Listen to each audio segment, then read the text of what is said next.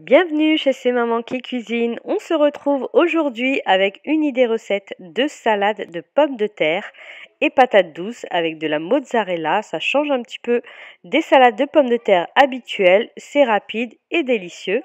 Je vous mets la liste des ingrédients ici ainsi que sous la vidéo et on passe tout de suite à la préparation. Pour commencer, nous allons faire cuire nos pommes de terre et nos patates douces avec leur peau dans de l'eau bouillante salée. La cuisson dure environ 15 minutes. Après, ça dépend de la taille de vos pommes de terre et de votre patate douce.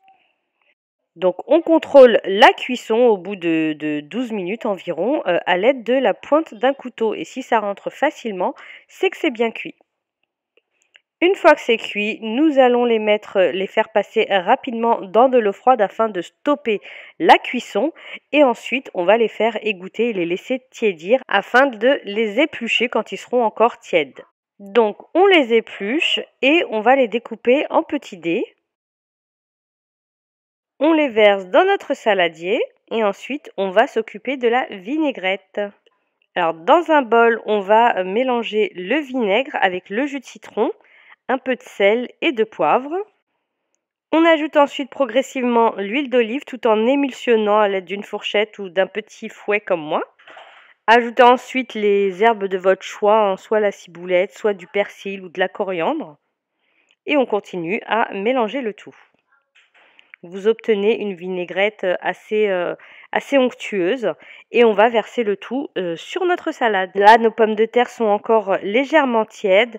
On mélange le tout et on va réserver environ 30 minutes au frais.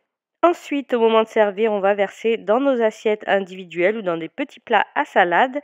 On ajoute la boule de mozzarella qu'on a découpée en tranches. On ajoute ensuite un petit peu d'herbes, les herbes de votre choix encore une fois, du persil ou de la ciboulette.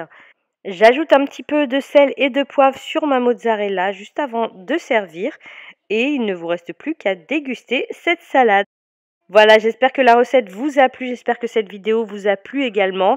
Si vous n'êtes pas abonné encore à ma chaîne, n'hésitez pas, de nouvelles recettes arrivent normalement chaque semaine. J'espère réussir à tenir le rythme.